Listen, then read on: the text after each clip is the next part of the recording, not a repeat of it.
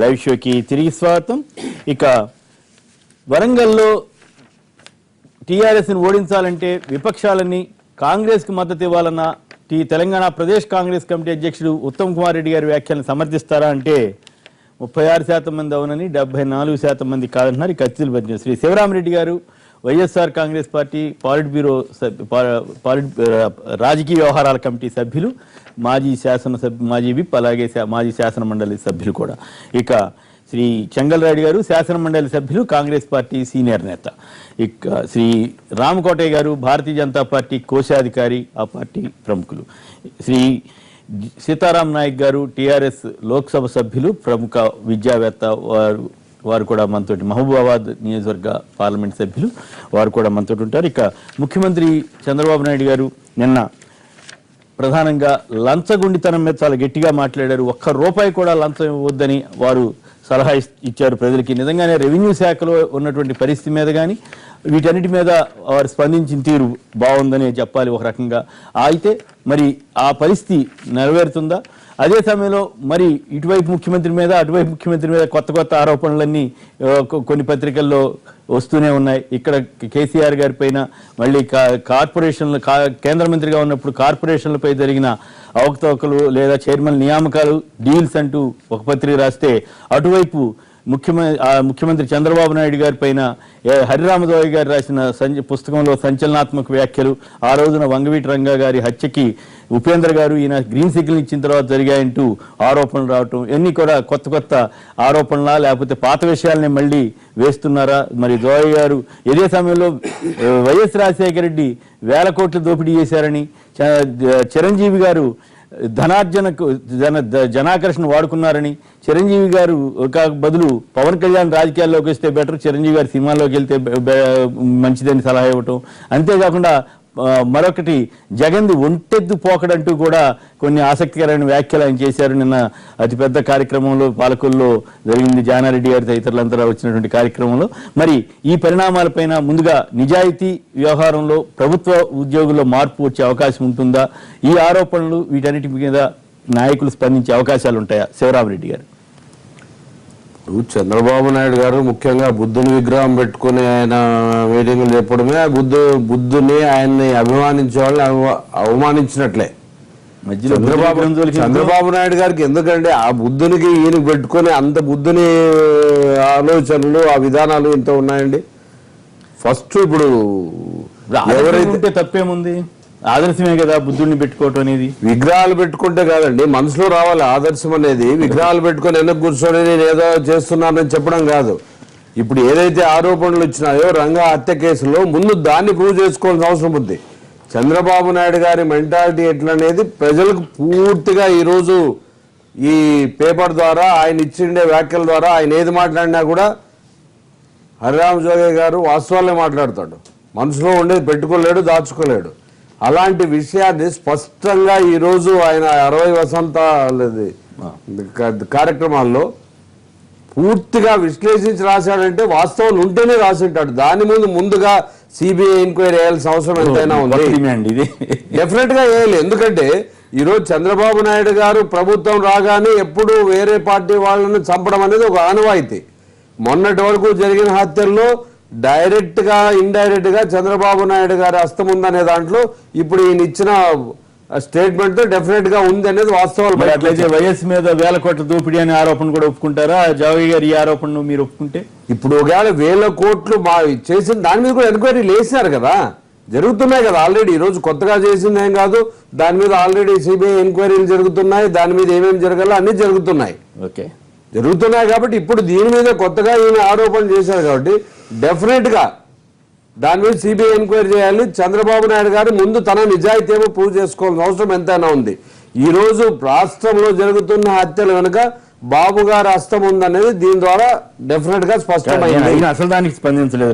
₹1 లంచం కూడా ఇవ్వద్దని ఆయన ప్రజలకు చెప్పారు. మంచి మాటే కదా, రెవెన్యూ ఉద్యోగులకి సంబంధించి మేభూమి దీనికి సంబంధించి సార్ చెప్పడానికి శ్రీరంగ నీతులు చెప్పే దాంట్లో చంద్రబాబు నాయుడు గారు ముందుంటారని ఎలాంటి సంశయం లేదు. ఒక పక్క పుష్కరాలు 12 రోజులకు 1850 కోట్లు పెట్టి దాంట్లో దోచుకున్న విషయం మనకు తెలుసు. ప్రపంచమంతా బొగ్గు రేట్లు తగ్గిపోతే ఇక్కడ రేట్లు ఎక్కువ పెంచి ఒక 500-600 కోట్లు ఏమైనా ఎక్కడ పోయినా జనాలందరికీ తెలుసు. అలాగే పట్టిసీమ అని వట్టిసీమ అని ఇప్పటి వరకు నీళ్ళు వచ్చే పరిస్థితి లేదు. అడిగింది రెవెన్యూ ఉద్యోగుల సంగతి, జనానికి సంబంధించి అడిగితే మీరు పాత పాట అంతా చెబుతున్నారు. పాత పాట ఎట్లా సార్? లంచం అనే దాంట్లో ఎక్కడైనా మొదలే కదా. ఓకే, మీరు ఓన్లీ రెవెన్యూలోనే కాదు కదా, అధినాయకుడే అక్కడ మొదలైతే కింద స్థాయిలో ఎట్లుంటారో మనం ఆలోచన చేసుకోవాల్సిన అవసరం ఉంది. మీరు దాడి చేయదలుచుకున్నారు ఈ లెక్కన. యథా రాజా తథా ప్రజ. రాజులు ఎట్లుంటారో కింద ప్రజలు అట్లే ఉంటారు. దానికి పెద్దలు ముందే సామెతలు చెప్పారు. మీరు నిజాయితీగా ఉండి మీరు కరెక్ట్ గా పాలించగలిగితే డెఫినెట్ గా వాళ్ళు కూడా సెటరేట్ అవుతారు. కేవలం ఎవరి మీద ఆరోపణలు చేసి మన మీద బురద పడుకోకుండా చూసుకోవడం అనేది మంచిది కాదనేది మా ఆలోచన. మనం నిజాయితీగా ఉంటే డెఫినెట్ గా మనం ఇంకోరిని మాట్లాడే అవకాశాలు ఉంటాయి. రైట్. అలాంటి పరిస్థితి మీలో లేనప్పుడు మీరు శ్రీరంగ నీతులు చెప్పడం వేస్ట్ కదా. ఈరోజు రెవెన్యూ వాళ్ళనో ఇంకోరినో బ్లేమ్ చేసేదానికంటే మీ పరిపాలన ఎట్లుందో ముందు చూసుకోండి. మీరు సరిగ్గా ఉండడానికి ప్రయత్నం చేయండి. ఈ లోకేష్ బాబును ఇంకో బాబును మీరు ఎంటర్ చేయకోకుండా చూస్తే డెఫినెట్ గా అవుతాయి. రైట్. ఓకే, చెంగల్రాయుడు గారు. సార్, ఇప్పుడు ఈ కరప్షన్ అనేది ఒక ఇండియాకి సంబంధించిన గ్లోబల్ ఫినామినా. పండిట్ నెహ్రూ గారు ప్రధానమంత్రిగా ఉన్నప్పుడు ఈ కరప్షన్ ఏ విధంగా అరికట్టాలనే ఉద్దేశంతో ఒక అన్ని రాజకీయ పార్టీని పిలిచారు. అందరూ 8 గంటకల్లా రమ్మన్నారు.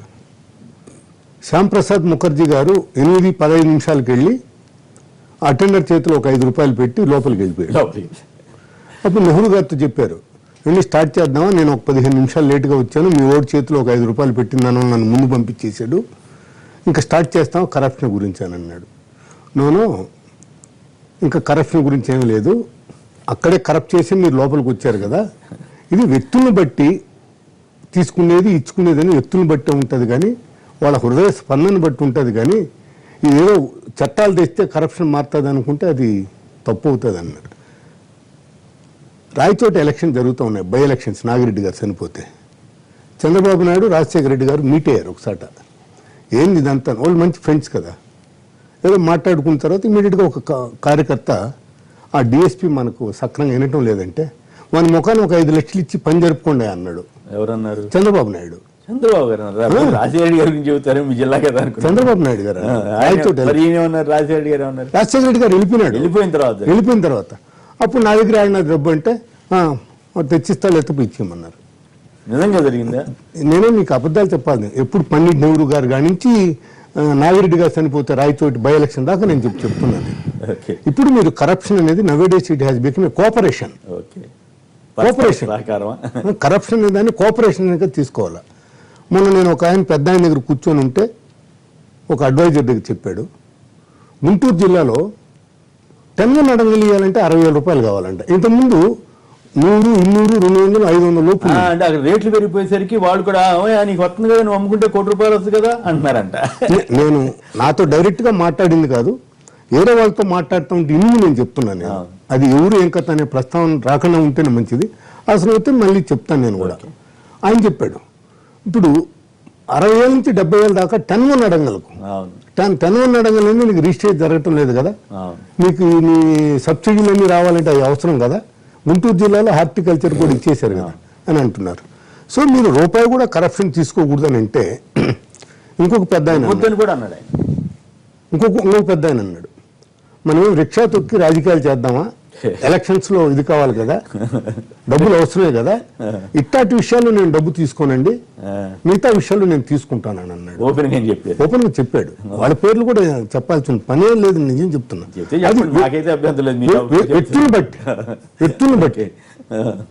వ్యక్తులను బట్టి అది నడుస్తూ ఉంటది. వాళ్ళు మహాశక్తి పరులైనా కూడా అట్లాంటి విషయాల్లో మనం ట్రాన్స్ఫర్ల విషయాల్లో ఏంటంటే డబ్బులు ఆశించేది, మనం వాళ్ళకి పనులు చేస్తాము. మిగతా చోట రావాలి, మనకు డబ్బులు కావాల్సిందే కదా, పలానా నాకు 2 కోట్లు కావాలన్నాడు, ఎలక్షన్ అయిపోయిన తర్వాత 2 కోట్లు కావాలన్నాడు, నాకు నేను గెలిచిన దానికి నా 2 కోట్లు ఇవ్వాలంటే ఆయన నేనేం రిక్షా దొక్కిచ్చేదా. సో ఇవన్నీ చెప్పుకుంటా పోతుంటే చాలా ఉన్నాయండి. కరప్షన్ అనేది యథా రాజా తథా ప్రజ. రాజుగానే గట్టిగా ఉంటే ప్రజలు కూడా గట్టిగానే ఉంటారు. నీ రాచరికంలోనే లోపం ఉంటే నీ ఉద్యోగస్తుల్లో కూడా లోపం ఉంటుంది. నువ్వు నీ ఉద్యోగస్తులను నువ్వు మందలిచ్చే ముందర నీ అంతరాత్మ సాక్షిగా నువ్వు మందలిచ్చుకో. నీకు కరప్షన్ తగ్గిపోకపోతే పూర్తిగా రద్దవుతుందని నేను అన్నాను. ఓకే, కరప్షన్ తగ్గిపోకపోతే అప్పుడు అడుగు. రైట్. ఇప్పుడే శ్రీరామరెడ్డి గారు చెప్పారు, నీతి మాటలని ఇతరులక తను వర్తించేదానికి కదా. ఎవరో చెప్తారు కానీ ఒక జంగమయ్య గారు చెప్పారు ఎన్నో, ఓకే, ఉల్లిపాయ లేకుండా వంట వండమని. ఇంటికి పోతే ఉల్లిపాయ లేకుండా ఉండే లోపల ఏమో ఉల్లిపాయ వేయలేదని.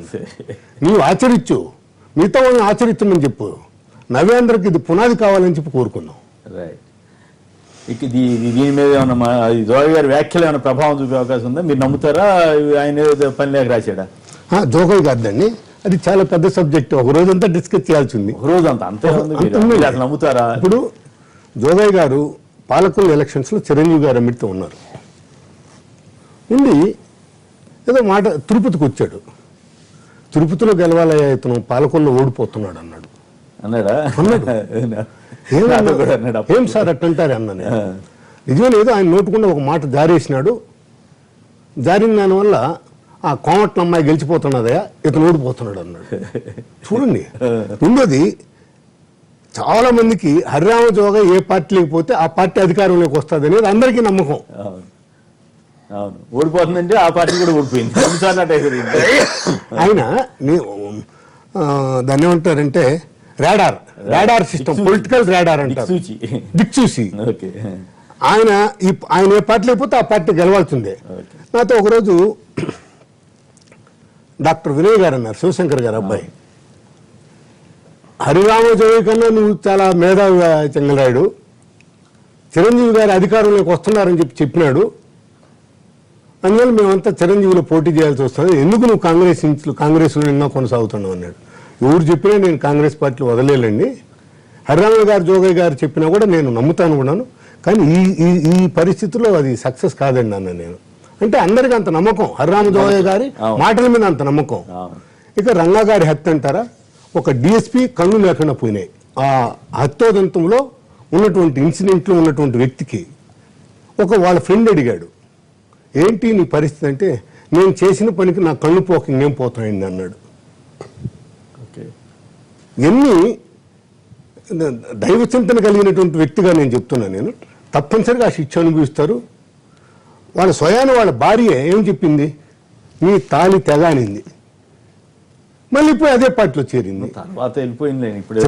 మనం వాటిలన్నిటి జోలికి కూడా హరిరామజోగి గారు చెప్పిన ప్రతి ఒక్క మాట మీద కూడా చాలా వేల కోట్ల ఆరోపణ చేశాడు.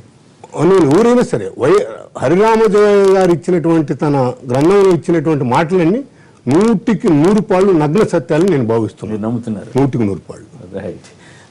సీతారామయ్య గారు చెప్పండి, కేసీఆర్ గారి మీద మళ్ళీ వాళ్ళు కూడా కథనాలు కొనసాగాయి.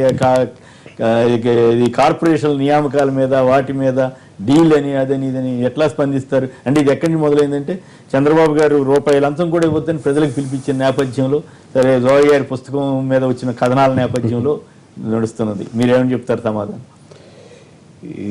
ఈ వదంతులు కొత్త కాదు కదా, ఏదో ఒకటి రాజకీయాల్లో ఉన్నారు కనుక వారు ఏదో మాట్లాడాలి. ఈ ప్రతిదానికి చర్చలో కొంత ఏమంటారు దాన్ని బేస్ ఏదైతే ఉందో మనం మాట్లాడేటప్పుడు కూడా ఎవరు ఎదుటోళ్ళు మాట్లాడినా ఒక నింద వేసినా అది ఒక హాట్ టాపిక్గా ఉండి దాని మీద మాట్లాడితే బాగుంటుంది. ఆయన మీద ఇప్పుడు కేసీఆర్ వచ్చి 16 నెలలు అయిపోయింది, ఇదేంటో ఏం లంచాలు ఎక్కడ తీసుకున్నారు ఏందనేది ఏం లేదు. అది కేంద్ర మంత్రిగా ఉన్నప్పుడు జరిగిన పరిణామాల మీద కదా సార్. అది రోజు ఇవాళ కూడా నిన్న కూడా తెలంగాణ టీడీపీ వాళ్ళు సిబిఐ విచారణ జరపాలని డిమాండ్ చేశారు. జీవన్ రెడ్డి గారు లేదు సార్. ఎందుకంటే డిఫరెంట్, ఇప్పుడు ఏదైనా ఒక పత్రికలో వచ్చినప్పుడు దాని వెనక మాట్లాడవలసిందే. అందులో మా దగ్గర ఉప ఎన్నికలు నడుస్తూ ఉన్నాయి. ఇప్పుడు వారు తప్పకుండా మాట్లాడాలి, మాట్లాడకపోతే చేసేదే ఉంది.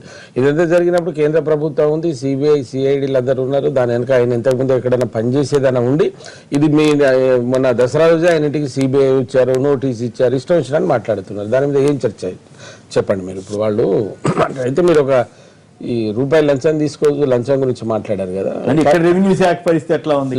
ఇక్కడ తెలంగాణలో కూడా రెవెన్యూ శాఖ పరిస్థితి ఎట్లా ఉంది? ఈ లంచాలు అన్నట్టు ఇప్పుడు దానిలో ఇప్పుడు ఇద్దరు వైపులో ఉంటాయి సార్. ఇప్పుడు నాకు ఒక 1 వీక్లో సర్టిఫికేట్ కావాలి, 1 వీక్లో సర్టిఫికేట్ కావాలి. వాడి సర్టిఫికేట్ వాడు ఇచ్చే శక్తి ఆయనకు ఉంటుంది, రెవెన్యూలో ఇచ్చేస్తారు. సర్టిఫికేట్ ఇవ్వాలని కాదు, క్యాష్ సర్టిఫికేట్ అనుకోండి, ఇన్కమ్ సర్టిఫికేట్ అనుకోండి, ఏదో ఒకటి 10 రూపాయలు 100 రూపాయలు 50 రూపాయలు ఏది ఇచ్చినా లంచమే. అయితే దీనికి కర్ణాటకలో మంచి సొల్యూషన్ ఉంది. 21 రోజులు ఇచ్చారు ఆఫీసర్కి. నేను క్యాస్ట్ సర్టిఫికేట్ అప్లై చేసుకున్నాను అనుకో 21 daysకి నువ్వు ఇవ్వాలి, ఇవ్వకపోతే రీజన్ రాసియాలి. ఇవ్వలేదు అనుకో 22వ రోజు ఆయన 10 రూపాయలు కట్టాలి. ఎవరు కట్టాలి? ఎంప్లాయీ కట్టాలి. అటువంటి చట్టాలు ఏమైనా పెట్టాలి మంచి, లేదా మనము మీకు తెలియదు ఏమున్నది, ఏదైనా వస్తుందంటే పోతే పోయినాయి, నాకు 100 వస్తున్నాయి 10 పోతే ఏందని మనస్తత్వం మనిషిలో ఉన్నప్పుడు లంచాలను ఎవరు అరిగడతారు? దానికి వారు ఎంప్లాయీస్ కూడా అలవాటు అయిపోయారు. సో ఈ సిస్టమ్ ఏదైతే ఉందో ఇప్పుడు కొన్ని రాష్ట్రాల్లో ఉంది, అది ఒక ఫైల్ మూవ్ కాదు, 21 రోజుల్లో నువ్వు ఇవ్వకపోతే ఇది కరెక్ట్ కాదని నువ్వు రాసి ఎందుకు ఇచ్చేవు, అది జరుగుతలేదు. అటువంటి ఏమైనా పెడితే తప్ప ఈ లంచాలకు దీని మీద మనం మాట్లాడు. ఇక పెద్ద పెద్ద కోట్ల రూపాయల లంచాలు జరిగి ఏం జరుగుతుందో మనకు అందరూ తెలుసు. అది పోయి ఇప్పుడు రెవెన్యూ ఈ సిస్టమ్ మారాలంటే కొన్ని దీంట్లో చట్టాలలో కొద్దిగా మార్పులు తీసుకొచ్చి వాళ్ళ మీద ఎంప్లాయీస్ మీద బాధ్యత పెట్టాలి. రెడ్ హ్యాండెడ్గా దొరకబడతారండి. ఇప్పుడు మీరు ఆడ కూర్చోండి, పోలీసు వెళ్ళి వాళ్ళు ఏది కరప్షన్ బ్యూరో వాళ్ళు వెళ్ళి చేతులకి రూపాయలు పెట్టుకొని 2 సంవత్సరాల వరకు ఆ కేసుని అట్లా పెట్టి 2 సంవత్సరాలు ఒక్కరోజు అయితే మళ్ళీ పోస్టింగ్ ఇస్తారు. ఎట్లా మీరు చెప్పండి అది. ఇప్పుడు ఎవరైనా చేస్తే కదా నువ్వు అటువంటిప్పుడు ఆ సిస్టమ్ పెట్టకు, 2 ఏళ్ళు రెస్ట్ ఇస్తావు. సరిగా నీకు కరెక్ట్ దొరుకుతున్నాడనేది తెలుసు, 2 ఏళ్ళు రెస్ట్ ఇచ్చి మళ్ళీ జాబ్ ఇస్తే అదంతా మళ్ళీ డబ్బు కట్టించినాక మళ్ళీ లంచాలు తీసుకోకపోతే ఏం చేస్తారు వాళ్ళు? ఏం చేస్తారంటారు? అట్లా సమర్థించాలం కదా. సమర్థించుడు కాదు, కానీ మనలో ఏముందో పరిపాలకులు ఎవరైతే ఉంటారో చట్టాలు ఏవైతే ఉందో దాన్ని సరైనటువంటి శిక్ష రిమూవ్ చేయి. ఒకసారి కరెక్ట్ నిరూపణ అయితే రిమూవ్ అన్న చేయగలరు, లేదా ఏదైనా ఒక అది ఏం లేకుండా మనమే పట్టుకొని మనమే వదిలిపెట్టి మనమే జాబ్ ఇచ్చి ఆ రెస్టింగ్ పీరియడ్ 2 సంవత్సరాలు ఇచ్చినాక ఇటువంటి కొనసాగుతూనే ఉంటాయి అవి. రైట్. రామకోటయ్య గారు మాట్లాడండి. మీరు ఇప్పుడు వరకు మీరు ఫాలో అయ్యారు కాబట్టి నేను మళ్ళీ ప్రశ్నలు చేయాల్సిన అవసరం లేదు, మీరే మీ కామెంట్ చెప్పండి. రామకోటయ్య గారు. మొట్టమొదటిది హరిరామ జోగయ్య గారు రాసినటువంటి పుస్తకం, ఆయన 80 సంవత్సరాల వయసులో ఆయన రాసినటువంటి పుస్తకాన్ని హర్షిస్తున్నాం. కారణం ఏంటంటే చాలా మంది రాజకీయ నాయకుల మీద ఆయన రాశారు. ఏంటంటే ఒకటి చంద్రబాబు నాయుడు గారి మీద రాశారు, అలాగే దీని మీద రాశారు, ఎవరు మన వైఎస్ఆర్ రాజశేఖర రెడ్డి గారి మీద రాశారు, అందరి మీద రాశారు. కాకపోతే ఏంటంటే దీంట్లో ఒక విషయాన్ని మాత్రం ఉండాలి. ఆయన నీతివంతమైనటువంటి ప్రజానాయకుడిగా ఆ రోజున ఏం చేశారు, ఇవాళ పుస్తకాల్లో పొందుపరిచారు విషయాలు. ఇదేంటంటే చరిత్రని వక్రీకరించే విధానాలు కొన్ని మంచివి కాదనే విధానం నా చెబుతున్నాను. ఎందుకంటే ఇవాళ చంద్రబాబు నాయుడు గారు ఉంటే 2 దశాబ్దాలు అయిపోయిన తర్వాత ఇవాళ దాన్ని వెలికి తీసి ఒక సామాజిక వర్గాన్ని ఇవాళ రెచ్చగొట్టే విధానంగా ఇవాళ ఆయన చేయటం అనేది కాస్త ఇబ్బందికరం. ఎందుకంటే వారంతటా వారే చిరంజీవి గారితో వెళ్ళి చిరంజీవి గారిని శాపనార్థాలు పెట్టి బయటకు వచ్చినటువంటి వ్యక్తి హరిరామ జోగయ్య గారు. ఇలాంటి కార్యక్రమం చేసినప్పుడు హరిరామ జోగయ్య గారు వారి యొక్క విఘ్నతకి వదిలేస్తున్నారు. వాళ్ళ ఎవరో అందరు రాజకీయ నాయకులు అక్కడికి వెళ్ళారు, అక్కడ ఆ పుస్తకాన్ని చేయటం అయింది. ఇందాక చంద్రబాబు గారు చెప్తా ఉన్నారు హరిరామ జోగయ్య గారు ఎక్కడ ఉంటే అక్కడ గెలుస్తారని. గెలిచినప్పుడు మరి చిరంజీవి గారి విషయంలో ఏం జరిగింది? అదే విషయంగా చాలా ఇంపార్టెంట్ విషయం ఏంటంటే ఇలాంటి సీనియర్ మోస్ట్ లీడర్స్ ఎవరైనా సరే ప్రజల్ని వక్రీకరించకూడదు. కారణం ఏంటంటే ఇవాళ వైఎస్ రాజశేఖర రెడ్డి బ్రహ్మాండంగా ఉన్నటువంటి విధానంలో కొన్ని మంచి కార్యక్రమాలు చేశారు. వాటి గురించి రాయకుండా అత్యంత అద్భుతంగా ఎక్కువగా ఆయన లంచాలు తీసుకున్నారని కూడా రాశారని చెప్పి చెబుతున్నారు. అందుకని ఏంటంటే వీటిని వక్రీకరించే విధానంగా ఒకవేళ నిజంగా కనుక తీసుకుని ఉంటే కనుక వాటికి సంబంధించిన సాక్ష్యాధారాలతో ఆయన సంబంధించిన విషయాలను తెలియజేయాలి. అది ఒక ఇబ్బందికరమైన విషయం. రెండోది లంచగొండ విధానం గురించి చంద్రబాబు నాయుడు గారు మాట్లాడింది చాలా ఇంపార్టెంట్ విషయం. ఎందుకంటే ఇది ఎట్టి పరిస్థితుల్లో ప్రజల్లోకి వెళ్ళాలి. ఇది నిజంగా లంచగొండతనం ఉంది, ఆ విషయాన్ని ఆయన దృష్టికి వచ్చింది కాబట్టి దాని గురించి ఆయన మాట్లాడటం జరిగింది. ఏమైందంటే గ్రామాల్లో అడంగులు కానీ వాళ్ళకి పట్టాదారు పాస్ పుస్తకాలు కానీ ఇవ్వాలంటే ఈ విఆర్ఓ విఆర్ఐ ఈ వీళ్ళ లెవెల్లో చాలా ఇబ్బందికరమైన పరిస్థితి ఏర్పడింది. ప్రజలు ఇబ్బంది పడుతున్నారు. ఎక్కడైతే లోవర్ లెవెల్లో ప్రజలకు ఎవరు కావాలి యాక్చువల్గా వాళ్ళ గ్రామంలో ఉండేటువంటి దుకాణాల్లో వాళ్ళ కందిపప్పు సమంగా అందుతుందా లేదా, వాళ్ళకు రావాల్సిన కార్యక్రమాలు ప్రాపర్గా ఉన్నాయా లేదా అనే విషయంలో, అదేవిధంగా అక్కడ ఉన్నటువంటి మండలంలో ఉండేటువంటి ఎంఆర్ఓ ఆఫీసులో వాళ్ళకి కావాల్సిన కుల ధృవీకరణ పత్రాల విషయంలో వాటిల్లో ఎంఆర్ఓ నీతివంతంగా ఈ ఉన్నటువంటి 543 మండలాల్లో ఉన్నటువంటి ప్రాంతాల్లో కంపల్సరీ వీళ్ళు ప్రాపర్గా పనిచేయాల్సిన అవసరం ఉంది. అయితే ఏంటంటే మండల అధికారుల స్థాయిలో విపరీతమైనటువంటి లంచగొండితనం వెళ్ళిపోయి ఇందాక సోదరులు మన చంగలరాయుడు గారు చెబుతూ ఏమన్నారంటే అడంగలు తీయడానికి 60,000 రూపాయలు. నిజమైన వాస్తవం. ఈ లంచగొండితనాన్ని అరికట్టడం కోసం ఆయన వెళ్ళిన ఒక ఖబర్దార్ జాగ్రత్తగా ఉండడం చెప్పడం అనేది మన శోచనీయమైన విషయం. ఇది అన్ని చోట్ల ఉంది. లంచగొండితనం మన జీవితంలో ఒక భాగంగా ఏర్పడింది. దీన్ని అన్ని రాజకీయ పార్టీలు ఖండించాలి. ఎందుకంటే రాజకీయ పార్టీలు ఉన్నది దేనికోసం అంటే ఇలాంటి లంచగొండితనాన్ని ఖండించాల్సిన అవసరం మన మీద ఉంది. కాబట్టి ఎట్టి పరిస్థితుల్లో మనం దీన్ని ఖండించాలి. చంద్రబాబు నాయుడు గారు చేసింది ఒక ప్రయత్నం. ఈ ప్రయత్నం సఫలం అవ్వాలని అందరం కోరుకుంటాం. ఇది మంచి కార్యక్రమం. దీన్ని ఎవరైనా ఇక్కడ ఉన్నటువంటి చంద్రబాబు నాయుడు గారైనా, ఇక్కడ కేసీఆర్ అయినా, లేకపోతే అక్కడ మోడీ గారైనా, వాస్తవంగా చెప్పాలంటే కేంద్ర ప్రభుత్వంలో 17,50,000 కోట్ల రూపాయల బడ్జెట్ ఉంటే 6,24,00,000 కోట్ల రూపాయల లంచాలు సాగుతున్నట్టుగా మనకి విధానాలు వచ్చినాయి. ఎందుకంటే ఏ పోస్ట్ చూడాలన్నా కూడా పూర్వకాలంలో ఎక్కడ చూసినా కూడా ఏ పోస్ట్ వేయాలన్నా ఏదన్నా ఒక డైరెక్టర్ కానీ లేకపోతే ఒక జాయింట్ సెక్రటరీ కానీ వేయాలంటే 2 కోట్లు 3 కోట్ల రూపాయలు లంచాలు ఇస్తున్నారంటే దాని వెనక ఎంత రాబడి ఉందో మీరు ఆలోచించండి. వీటన్నింటినీ 6,24,00,000 రూపాయల లంచాలు అరికట్టడం జరిగిందని చెప్పేసి ఒక సమాచారం అందింది. కాబట్టి వీటన్నింటినీ దృష్టిలో తీసుకుని అన్ని రాజకీయ పార్టీలు ఇదేంటంటే ప్రజా అవసరాలకు సంబంధించిన విషయం. ఒక మనిషి కనుక దాని గురించి మంచిగా చెప్తే కనుక దాన్ని మంచిగా తీసుకోవాల్సిన అవసరం ఉంది. ఇవాళ చంద్రబాబు నాయుడు గారు చెప్పింది కూడా మంచి కార్యక్రమం. అలాగే హరిరామ జోగి గారిని హర్షిస్తున్నాను. కాకపోతే ఏంటంటే అది ఇప్పుడు కాదు. ఎప్పుడంటే దొంగలు పడ్డ 6 నెలలకి అనే నేను ఆయన వేరే విధంగా మాట్లాడాను. కానీ పెద్ద మనిషి ఇవాళ దరిదాపుగా జీవితం చరమాంకంలో ఇలాంటి వ్యాఖ్యలతో పుస్తకాన్ని రిలీజ్ చేస్తే ప్రజల్ని తప్పుదోవ పట్టించే కార్యక్రమం అవుతుంది. ఎందుకంటే ఆ రోజున ఆయన మాట్లాడితే దానికి వాల్యూ. వివిధ రకాల్లో మంత్రి పదవిగా ఉన్నారు కాబట్టి చెబుతున్నారు. నాయకులు విమర్శించకుండా ప్రాపర్ గా ఈ ఇష్యూని తీసుకెళ్తే బాగుంటుంది. ఓకే, రామకోట గారు చంద్రబాబు నాయుడు గురించి ఏదైనా మాట్లాడితే ఆ సామాజిక వర్గాన్ని అన్నట్టు, చిరంజీవులు గాని ఏమన్నంటే ఆ సామాజిక వర్గాన్ని అన్నట్టు, జగన్మోహన్ రెడ్డి గాని ఏమన్నంటే ఆ సామాజిక వర్గాన్ని అన్నట్టు మీరు భావించొద్దు. చంద్రబాబు నాయుడు ఆ సామాజిక వర్గానికి ఏమి సంబంధం? ఒక ముఖ్యమంత్రిగానో అధికార పక్షంలో ఉన్నటువంటి ఎన్టీఆర్ దగ్గర ఉన్న వ్యక్తిగానో ఆయన ఆ పని చేపించుంటాడు అన్నట్టుందే. కానీ దయించి సామాజిక వర్గానికి దీన్ని ముడిపెట్టదు. ఇప్పుడు అట్లాంటి వ్యాఖ్యలు చేయడం వల్ల మొత్తం ఆ రోజు జరిగింది కూడా ప్రభావం పడింది కదా. నేను చెప్తాను కూడా ప్రభావం పట్టానికి విజయవాడలో రాష్ట్ర నలుమూలల నుంచి వేల సంఖ్యలో కృష్ణ పొర్లే విధంగా, కృష్ణంత నింపే విధంగా జనసమూహం వచ్చింది. ఎవరికి వ్యతిరేకంగా వచ్చింది? తెలుగుదేశానికి వ్యతిరేకంగా వచ్చింది. రంగా హత్యకు వ్యతిరేకంగా వచ్చింది ఆ ఉద్యమం. జనాన్ని మీరు చూసే ఉంటారు కదా రామకోటయ్య గారు. రెండోది, హరిరామజోగ ఏ పార్టీలో ఉంటే ఆ పార్టీ అధికారంలోకి వస్తుంది అనేది ఒక మాట నేను కంప్లీట్ చేయనండి. బాధిస్తున్నాం, నన్ను కంప్లీట్ చేయనండి. రంగా గారు కూడా మాకు మంచి మిత్రులే. మేము ఆయన దగ్గరికి వెళ్తుండేవాళ్ళం. ఆయన మంచి మిత్రుడు. కానీ ఏంటంటే అలాంటి వారి గురించి ఇవాళ వ్యాఖ్యలు చేయటం, ఎందుకంటే ఇవాళ బుక్ రాశాడు అంతే, తప్పకుండా దీనికి వ్యతిరేకంగా బాధపడుతుంది. తాను బుక్ రాసుకున్నాడు. హరిరామజోగ గారు బుక్ రాసుకున్నాడు. వ్యక్తి కదా హరిరామజోగ గారు కూడా సామాజిక వర్గానికి సంబంధించిన వ్యక్తి. ఇవాళ అధికారంలో ఉన్న ముఖ్యమంత్రిని ఆయన దాని వెనక ఉంది అన్నప్పుడు నిజంగా సాక్ష్యాధారాలతో నిరూపించమని తప్పకుండా. సాక్ష్యాధారాలు అనేది పుస్తకంలో రాసేదానికి, ఒక చరిత్రను వక్రీకరించేదానికి, చరిత్రను సృష్టించేదానికి కొన్ని తేడా లేదండి. ఇంకొక మాట చెప్తాను, ఒక్క మాటేనండి. నేను హరిరామజోగ గారు ఏ పార్టీ ఉంటే ఆ పార్టీ అధికారంలోకి వస్తుంది నేనల్లా.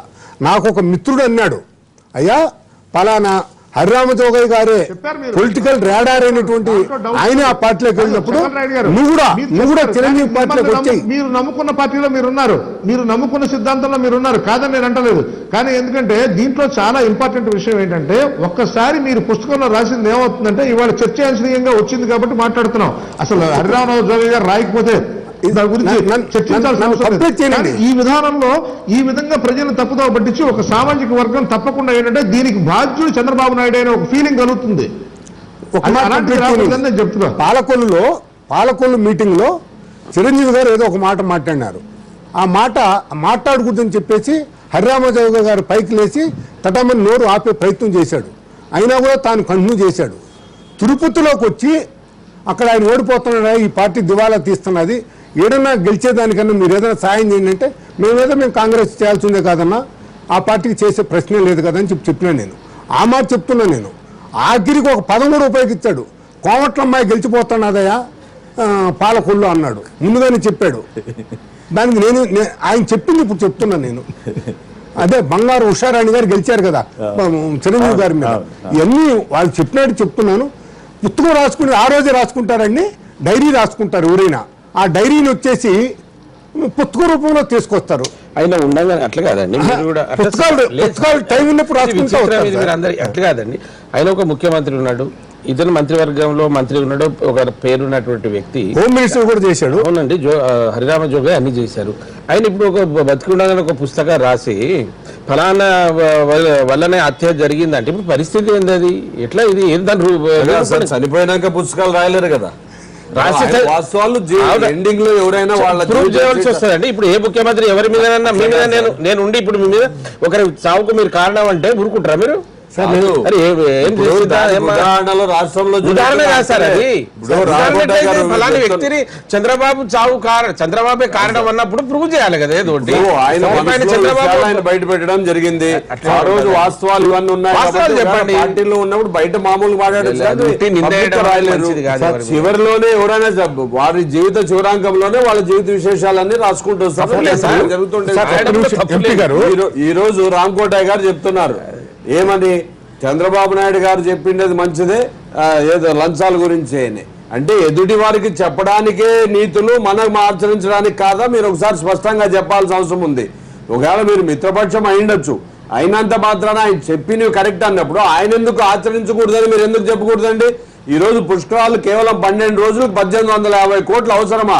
గతంలో ఇదే ముఖ్యమంత్రి గారు ఉన్నప్పుడే పుష్కరాలు జరపడం జరిగింది 60 కోట్లతో, 60 కోట్లతో. 30 కోట్ల బుత్తి చౌదరి తినేసినాడని ఆ రోజు ఒక మంచి పేపర్ రాసింది. ఈ రోజు అదే 23 జిల్లాలు ఉన్నప్పుడు 60 కోట్లు పెట్టి కేవలం 13 జిల్లాలు ఉన్నప్పుడు ఆల్రెడీ ఆ రోజు ఘాట్లు కట్టడం జరిగింది. అన్ని జరగడం 13 జిల్లాలకే 1850 కోట్లు పెట్టారంటే నీతి నిజాయితీ ఎక్కడో మీరు ఒకసారి చెప్పండి. ఈ రోజు పట్టిసీమ అనుసంధానం అని చెప్పి 1600 కోట్లు ఖర్చు పెట్టడం జరిగింది. అంటే దానికి బడ్జెట్ లో మరి ఈ రోజు దాన్ని ఎక్కడ చెప్పండి, మీరు కూడా చెప్పండి. రామకోటయ్య గారు మీలాంటి నిజాయితీ ఉండే వ్యక్తులు, స్ట్రైట్ గా మాట్లాడే వ్యక్తులు, మీరు ఆత్మవంచన చేసుకుని మాట్లాడొద్దండి. మీ మెంటాలిటీ మాకు తెలుసు. ఆత్మవంచన లేదు, వాస్తవాలను వక్రీకరిస్తున్నప్పుడు విషయం మాట్లాడుతున్నాం తప్పితే ఆత్మవంచన చేసుకునే అవసరం లేదు. కాకపోతే ఇక్కడ చాలా ఇంపార్టెంట్ విషయం ఏంటంటే ఈ జరిగినటువంటి విషయాల్లో ఇప్పుడు మీరు పుష్కరాల గురించి మాట్లాడుతున్నారు. ఆ రోజున జరిగినటువంటి 12 సంవత్సరాల క్రితం జరిగినటువంటి పుష్కరాలకి ఇప్పుడు జరిగినటువంటి పుష్కరాలకి ఉన్నటువంటి కాస్ట్ వ్యత్యాసం చూడటం. రెండోది, గోదావరి పరివాహక ప్రాంతం ఏదైతే ఉందో ఆ గోదావరి పరివాహక ప్రాంతం అనేది ఆంధ్రదేశంలో ఎక్కువగా ఉంది. కానీ అక్కడ ఉన్నటువంటి తెలంగాణలో కూడా 600 కోట్ల రూపాయలు ఖర్చు పెట్టారన్నారు.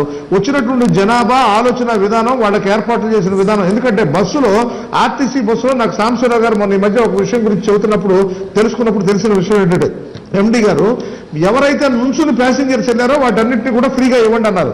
యాక్చువల్గా ఇదంతా ఆదాయం ఎవరిది పోతుంది? రాష్ట్ర గవర్నమెంట్ యొక్క ఆదాయం పోతుంది. ఇలాంటివన్నీ కూడా రాష్ట్ర గవర్నమెంట్ వెనక్కి చెల్లించాల్సిన అవసరం ఉంది. ఇట్లాంటి కార్యక్రమాలు జరిగినప్పుడు కొద్దిగా ఖర్చు పెరిగే మాట వాస్తవం. అంటే 1350 కోట్లు కనుక నిజాయితీ లేకుండా కనుక అక్కడ జరిగినటువంటి సివిల్ వర్క్స్ లో కానీ వాటిలో కానీ ఏమైనా నిజాయితీ లేకుండా ఉంటైతే కనుక తప్పకుండా మనం అడగచ్చు. కానీ ఇప్పుడు ఏంటంటే మీరు అడిగే విధానంలో ఏంటంటే నేను చాలా క్లియర్ గా చెప్తున్నాను, 1300 కోట్ల అయిందా, 1400 కోట్ల అయిందా, అవి ఒక్క నిమిషం నందికోట్ గురించి ఒక లైన్ లో ఉన్న చాలాసేపు అది వాస్తవం. మధు గారు నమస్కారం అండి. నమస్కారం అండి. అక్కడ ఉన్న అందరికి నమస్కారం అండి. మాట్లాడండి. ఇక్కడ మన శివరాం రెడ్డి గారు మాట్లాడుతున్నారు, చంద్రవేంద్రరావు గారు మాట్లాడుతున్నారండి. అభివృద్ధి గురించి మాట్లాడుతున్నారు. వాళ్ళ హయాంలో అభివృద్ధి చెందినప్పుడు కనపడలేదా వాళ్ళకి? అంత అవినీతి జరిగితే గానీ వైఎస్ రాజశేఖర రెడ్డి అయితేనేమి, ఎవరికి చంద్రబాబు నాయుడు అవినీతి జరగకూడదంటే తప్పండి అది. శివరాం రెడ్డి గారు ఏమో మాట్లాడుతున్నారు, అంత 1800 కోట్లు చేసినారు, అది చేసినారు అంటారు. చంద్రబాబు గారు ఏమో చెప్తున్నారు. అవల్ల తప్పు కదండి. ఇప్పుడు అవినీతిని అరికట్టడంలో 10 ఏళ్ళు మనము సమైక్యాంధ్ర వల్ల చాలా దాని వల్ల నష్టపోయాము. ఇప్పుడు కనీసం ఇప్పుడు మనం దానికి ఒక లెవెల్లోకి తెచ్చుకోవడానికి ఇంత కష్టపడుతుంటే చంద్రబాబు నాయుడు అవినీతి చేయొద్దండి, చేస్తే సహించాను అని చెప్తే కానీ తప్ప, వీళ్ళేమో అవినీతి చేయనట్టు, వీళ్ళేమో ఏదో ఇది చేసినట్టు మాట్లాడుతున్నారు. ఒక కాంగ్రెస్ పార్టీ రాజా గారు 1,75,000 కోట్లు అవినీతి చేశారండి రాజా గారు. మరి అప్పుడు ఏమైందండి? కాంగ్రెస్ కనపడలేదా? చంద్రబాబు గారు మాట్లాడుతున్నారు. అయ్యా మధు గారు, మీరు ఒకటి ఆలోచన చేయండి. అవినీతి జరగలేదా కాదు, ఎప్పటి నుంచో జరుగుతుంది అని చంద్రబాబు నాయుడు గారు దాన్ని రెగ్యులరైజ్ చేశాడు. దాని అవినీతి అనే దాన్ని ఇప్పుడు 1850 కోట్లు 12 రోజులకు పుష్కరాలు ఎందుకు ఖర్చు అవుతాయండి? రైట్ మీరేదో ఆయన జన్మభూమి కమిటీలో ఇంకో మెంబర్ అయింటారు కాబట్టి మీరు దాన్ని ఏదో చెప్పడానికి మా ఎదుటి వారు చెప్పడానికి శ్రీరంగ నీతులు అందరికీ ఉంటాయి. రైట్ మీరు ఇంప్లిమెంట్ చేయగలిగితే చెప్పండి. Right. మరి 12 రోజులకే 13 జిల్లాలకే 1850 కోట్లు పెట్టిన గతంలో ఇదే పుష్కరాలు వచ్చినప్పుడు 60 కోట్లు పెట్టి 23 జిల్లాలు ఉన్నాయి. ఆ రోజు అదే ఘాట్లు కట్టడం జరిగింది. ఇన్ని డబ్బులు ఎందుకైతాయండి? Right. ఇది మాట్లాడితే మీరు చెప్పిన దానికి తానా తందానా అంటే కరెక్ట్ గా మాట్లాడినట్లు. Okay, okay. 1,75,000 కోట్లు రాజశేఖర రెడ్డి గారు హయాంలో జరిగిందంటారు. కేసు పెట్టిందే జగన్మోహన్ రెడ్డి గారి మీద 400 చిల్లర కోట్ల అనుమానంగా ఉందని. అదే కేసు కాదు అది. అర్థమైందా మీకు? దాని గురించి తెలుసుకొని మాట్లాడి 1,75,000 కోట్లు మీరు ఇచ్చారా? చంద్రబాబు నాయుడు గారు 1,00,000 కోట్లు చేస్తే ఆ పార్టీలో ఉన్న మీరు 1,75,000 కోట్లకు పోతుంది.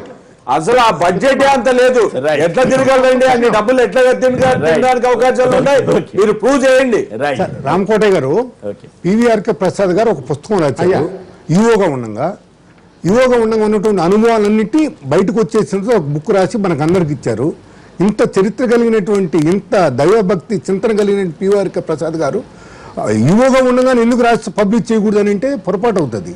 ఆయన ఇచ్చినటువంటి పుస్తకంలో ఉన్నటువంటి సారం ముఖ్యం మనకు. అదేవిధంగా చార్లీ చాప్లన్ మా మిత్రుడు ఒక ఆయన రాజు గారు ఇచ్చారు నాకు బుక్. అంటే ఇప్పుడు ఆరోపణ చేయటం ఇప్పుడు అది తన పుస్తకంలో రాసుకున్నాడు. వాస్తవా కాదా అనేది అంటే ఇప్పుడు పివిఆర్కే ప్రసాద్ గారు రాసింది కూడా అవాస్తవాలా? ఎవరు రాసిన మాకు నమ్మకం ఉంది. ఆయన పివిఆర్కే ప్రసాద్ గారు ఇచ్చినటువంటి పుస్తకంలో 100కి 100 పాళ్ళు మేము కూడా కొన్ని అనుభవించి చూస్తున్నాం. ఓకే ఈ మధ్య ఒక మిత్రుడు వచ్చి నన్ను అడిగాడు, అంటే పుస్తకాలు రాసినన్ని నమ్ముతున్నారా? సార్ దైవ చింతన కలిగినటువంటి వాళ్ళు దేవుని మీద రాసిన దాని మీద నమ్ముతారు. ఓకే మరి ఈయన చౌయ్య గారు కూడా దేవచింతనతో రాశారా? ఈయన పొలిటికల్ గా తన జీవితంలో అనుభవించిన రాజకీయ ప్రస్తావన రాశాడు అక్కడ. Okay. 60 సంవత్సరాలు రాజకీయాల్లో జరిగినటువంటి అది అన్ని రాసుకోవచ్చు సార్, తప్పేం లేదు. చార్లీ చాంప్లిన్ గారు బేదరికం ఆయన నుంచి పుట్టిన కాడి నుంచి ఏ విధంగా ఎదిగిన పుస్తకం రాస్తున్నారు. Okay. నాకు వాళ్ళ మీద పెద్ద చంద్రబాబు గారు. ఇచ్చినటువంటి పుస్తకం చాలా ఇంపార్టెంట్ విషయం. మంచోడు కాబట్టి దాని పుస్తకాలు అనేది మార్గదర్శకంగా ఉండాలి. గురించి పుస్తకాలు మార్గదర్శకంగా అక్కడ దైవ చింతన గురించి వచ్చింది. వినండి చంద్రనాయుడు గారు, మిత్రమా వినండి ఒక్క విషయం. పుస్తకాలు మార్గదర్శకంగా ఉండాలి. 1450 పేజీలు రాసినటువంటి మన పివి నరసింహరావు గారు రాసిన లోపలి మనిషి పుస్తకాన్ని మీరు చదివిన తర్వాత పుస్తకం అనేది ఏ విధంగా రాయాలనేది రాజకీయ నాయకులు ఉండాలి. లోపల మనుషులు ఆయన పరిపూర్ణంగా జీవిత సత్యాల గురించి, జీవిత విధానం గురించి, ఏ విధంగా జరిగింది, రాజకీయ ప్రస్థానం గురించి రాశారు. సునిశ్చితమైన విషయాలను కూడా చర్చించారు. ఎందుకంటే ఆడవాళ్ళు రాజకీయాల్లో ఉంటే ఏ విధంగా ఉంటుందో చర్చించారు ఆయన. ఆ విషయాలన్నింటి కూడా పరిపూర్ణంగా నేను చదివాను. లోపల మనిషి ఉన్నటువంటి పుస్తకం చదివాను.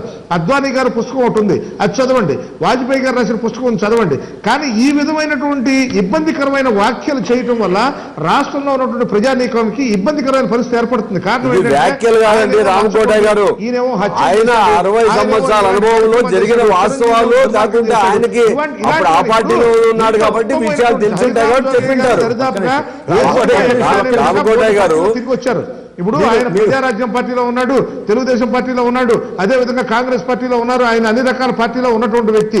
ఇప్పుడు వీళ్ళందరూ కూడా రాసేటువంటి పుస్తకాలు ఏంటంటే ప్రజలకి మార్గదర్శకంగా ఉండాలి. ఇప్పుడు పివిఆర్కే ప్రసాద్ గారు రాసినటువంటి పుస్తకంలో ఏంటంటే ఒక మార్గదర్శకంగా నా అనుభవాలు, నా అనుభూతులు అనే దాని గురించి ఆయన రాసుకొచ్చాడు.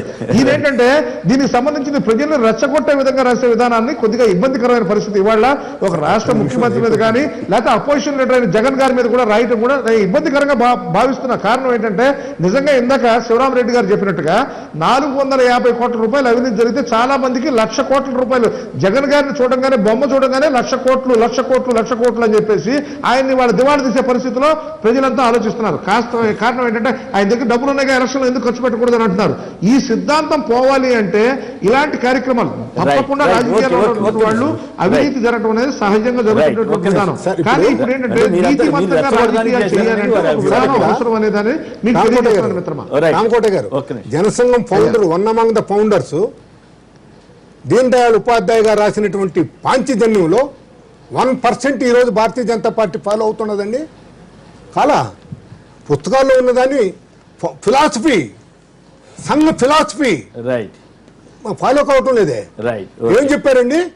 తన బట్టలు తాను ఉతుక్కోమని అక్కడ దాన్ని చెప్పుకుంటారు కానీ రోజుకు 4 బట్టలు ఉతకమని చెప్పలేదే. ఎన్ని కాంగ్రెస్ వైఎస్ఆర్ కాంగ్రెస్ ఆ పుస్తకాన్ని ఆధారం చేసుకుని అడ్వాంటేజ్ చేసుకోవడానికి ప్రయత్నం చేస్తున్నారు. విషయాలు కాకుండా అడ్వాంటేజ్ కాదు సార్, వాస్తవాలు ఇప్పుడు ఆల్రెడీ దీని మీద ఆరోపణలు ఉన్నాయి. 450 కోట్లు పెట్టారు. వాజ్పేయి గారి పుస్తకాన్ని ఎవరు ఫాలో అవుతున్నారు? 75,000 కోట్లు అద్వానీ గారి పుస్తకాన్ని ఎవరు ఫాలో అవుతున్నారు? నడిచి వెళ్ళిపోయారు. వాజ్పేయి గారి పుస్తకాన్ని ఫాలో అవుతున్నారు కదా. కాబట్టి వాళ్ళ మీద సిద్ధాంత పారదర్శకత లేదు. కాబట్టి 20 కిలోమీటర్లు మోడీ గారు హెలికాప్టర్లో వెళ్తున్నారు కాబట్టి ఇది పారదర్శకత లేదండి అని చెప్పి చెప్పకండి. ఎందుకంటే ఆ రోజున ఉన్నటువంటి పరిస్థితులు ఈ రోజు ఉన్నటువంటి పరిస్థితులను పరిగణలో తీసుకోవాల్సిన అవసరం ఉంది. మేము తప్పకుండా ఆర్ఎస్ఎస్ సిద్ధాంతకర్తలుగా ఆర్ఎస్ఎస్ రాసినటువంటి విధానాన్ని సంఘానికి సంబంధించినటువంటి వ్యక్తులుగా మేము ఫాలో అవుతున్నాడు. ఓకే, మరి ఐదు ఫాలో అయితే కూడా ఇబ్బందులు ఉన్నాయండి. ఈ మధ్యకాలంలో అనేక రకరకాల వార్తలు వ్యాఖ్యలు వస్తున్నాయి. అవన్నీ ఫాలో అయితే కూడా కష్టమే కానీ మోహన్ రాంగోడే కదా. ఏం సార్, అవునా కదా?